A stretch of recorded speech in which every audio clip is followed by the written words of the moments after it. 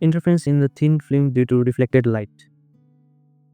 यहाँ हामीले सबभन्दा अगाडि यो एउटा एयर मिडियम छ, त्यो मिडियमबाट लाइट आएको छ अनि यो अर्को मिडियम, यो म्यू मिडियममा चाहिँ लाइट बेन्ड भएको छ अनि फेरि लाइट चाहिँ त्यही एयर मिडियममा फिर्ता भएको छ। र सबभन्दा अगाडि एस पोइन्टबाट ए पोइन्टमा लाइट आउँदाखेरि चाहिँ ए पोइन्टमा ठोकिन्छ र यसमा चाहिँ रिफ्लेक्ट पनि हुन्छ, रिफ्र्याक्ट पनि हुन्छ।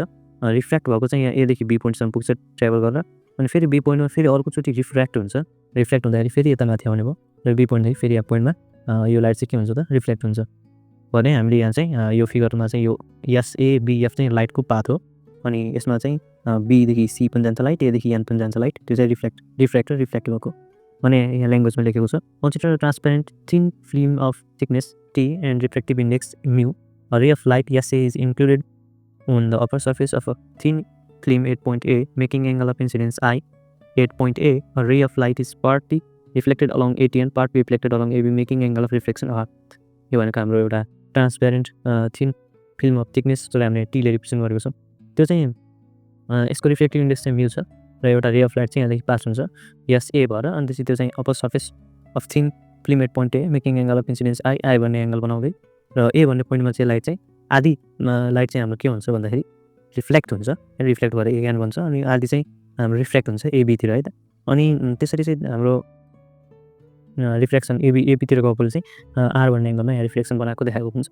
At point B part of it reflect along BC, बीमा चाहिँ बिसीतिर के हुन्छ भन्दाखेरि यो बी पोइन्ट हो, यसमा चाहिँ बिसीतिर चाहिँ रिफ्लेक्ट हुन्छ भने बिएफतिर चाहिँ रिफ्लेक्ट हुन्छ, त्यो कुरा भनेको छ। अनि सिक्युमा गएर चाहिँ इमर्ज हुन्छ भन्छ, सीदेखि क्यूमा गएर चाहिँ त्यो फेरि के हुन्छ इमर्ज हुन्छ भनेको छ। The difference in path difference between AT and CQ can be calculated, हामीले चाहिँ पाथ डिफ्रेन्स क्यालकुलेट गर्नुपर्ने छ। एटी र सिक्यू भनेको एटी र सिक्यूको पाथ डिफ्रेन्स कति छ भनेर हामीले क्यालकुलेट गर्नुपर्ने छ। र यसमा चाहिँ हामीले के ड्र गर्छौँ भन्दाखेरि CN perpendicular to AT, CN perpendicular to AT draw गर्छौँ हामीले अनि AM perpendicular to BC, AM perpendicular to BC भनेर पनि ड्र गर्छौँ। र त्यस पछाडि हामीले के गर्छौँ भन्दा also produce CB to meet A and produce सिबीलाई चाहिँ एसम्म यो प्रोड्युस गराइदिने 11 डट राख्न सकिन्छ हामीले to meet A and produce at point P.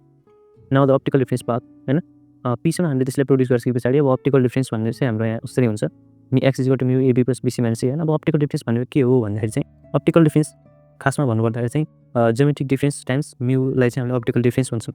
त्यसैले यो भनेको चाहिँ लाइटको पाथ हो, लाइटको पाथ लाइटले सुरुमा ट्राभल गरेको पाथ होइन, दुईटाको डिफ्रेन्स एबी प्लस बिसी भनेको लाइटको पाथ होइन, जसलाई चाहिँ हामीले म्यूले मल्टिप्लाई गर्छौँ, त्यो भनेको हाम्रो एबी प्लस बिसी भनेको जोमेट्रिक पाथ भयो, जोमेट्रिक लेन्थ भयो होइन। माइनस एएन भनेको तपाईँ एएन डिस्टेन्स कम छ नि त, लाइटको यो दुईवटा लाइटको पाथ हो। एबी प्लस बिसी भनेको बढी छ, जो बढी छ त्यो माइनस कम भयो, त्यही भनेको अप्टिकल डिफ्रेन्स हो। डिफ्रेन्स भनेको चाहिँ हामीले अप्टिकल डिफ्रेन्स भएर र अप्टिकल डिफ्रेन्स एक्स भनेको चाहिँ हाम्रो यो यति आउनेको फर्मुला हुन्छ र म्यू भनेको sine A by sine r हुन्छ हामीलाई थाहा छ। अनि चाहिँ साइन ए भनेको चाहिँ हाम्रो यहाँबाट हामीले यो रेड कलर लगाएको एङ्गललाई यो रेड कलर लगाएको एङ्गललाई हेर्ने भने आई साइन ए भनेको के हुन्छ भन्दाखेरि एएन बाई यो परपेन्डिकुलर हो, यहाँ एएन बाई एसी हुन्छ अनि त्यही एएन बाई एसी र साइन आर भनेको चाहिँ हाम्रो यो साइन आर भनेको एमसी बाई एसी जो भनेको सिएम बाई एसी। अब यो एसी क्यान्सल गरेर बचेको कुरा लेखेर एएनको भनेको म्यू टाइम्स सिएम हुन्छ। नेक्स्ट भनेको अब म्यू टाइम्स सिएमलाई चाहिँ हामीले एएनलाई यहाँ रिप्लेस गरिदिन्छौँ म्यू टाइम्स सिएमले र म्यू कमन तानेर एबी इक्वल टु बिबी हुन्छ, बिपी हुन्छ भनेर हामीले फिगरमा हेर्न सक्छौँ। एबी भनेको बिपी हुन्छ र एबी र बिपी चाहिँ बराबर हुन्छ अनि यो एबी र बिपी बराबर भएपछि एबी भनेकै हाम्रो बिपी हुन्छ, यो बिपी प्लस बिसी भनेको पिसी हुन्छ, जो हामीले पिसी लेखेको छौँ, सिएम भनेको सिएम नै हुन्छ र एक्स भनेको म्यू टाइम्स पिएम हुन्छ। पिसी प्लस हाम्रो माइनस सिएम, पिसी माइनस सिएम भनेको पिएम हुन्छ नि त, पिएम हुन्छ त्यो भनेको यहाँ देखाएको छ। फिगरबाट हेर्ने भने कस आरको भ्यालु हामीले यसमा यो वाला एङ्गल आरको लिने भने यो ट्रेङ्गल लिने भने कस आरको भ्यालु कति हुन्छ भन्दाखेरि हाम्रो पिएम बाई एपी हुन्छ, पिएम बाई एपी होइन। अनि त्यसबाट हामीले पिएमको भ्यालु निकाल्दा पिएमको यसमा राख्ने हो अथवा यो भ्यालुलाई हामीले यो पिएमको भ्यालुमा राख्ने भने x equal to 2 mu t cos r आउँछ, जो भनेको हाम्रो के इक्वेसन हुन्छ भन्दाखेरि अप्टिकल डिफ्रेन्सको। तर this equation does not represent the correct path difference but only apparent. It is found that on the basis of electromagnetic theory that when light is reflected from the surface of an optically tensor medium, air medium, interference of phase change pi equivalent to path difference lambda by 2 occurs. So the correct path difference in this case भनेको चाहिँ यो हुन्छ। यो के भन्नु भन्दाखेरि एक्सपेरिमेन्टको लाग्दा चाहिँ यो फर्मुला हुँदैन, यो फर्मुलामा माइनस पाई lambda by 2 पनि गर्नुपर्छ भनेको छ हैन। भने यो चाहिँ हाम्रो करेक्ट एक्चुअल फर्मुला आउने भयो।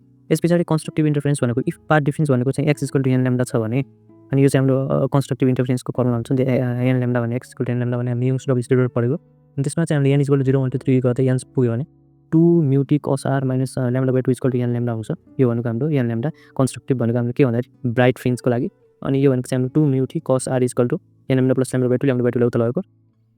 त्यस पछाडि हामीले यहाँ हेर्ने हो भने त्यसमा चाहिँ 2 mu t minus cos r equal to 2n + 1 lambda by 2 आउने भयो। यो चाहिँ हाम्रो ब्राइट भयो भने डिस्ट्रक्टिभलाई के हुने भन्दाखेरि डिस्ट्रक्टिभलाई फर्मुला चाहिँ पाथ डिफरेन्स चाहिँ n equal to x equal to x equal to हाम्रो 2n + 1 लैम्डा बाई 2 हुन्छ। अनि n इक्वल टु 1 0 1 2 3 को गएको हुन्छ। The destructive interference takes place and film appears on dark भनेको छ। एपियर्स अन डार्कमा देखिन्छ फिल्म भनेको। र यसमा चाहिँ हामीले त्यही फर्मुला लगाउने 2 mu t cos r minus lambda by 2 2n + 1 lambda by 2 गरेर यसबाट चाहिँ हामीले 2 mu t cos r equal to n lambda भन्ने फर्मुला पाउँछौँ। यो चाहिँ हाम्रो डार्क फ्रिन्जको लागि है।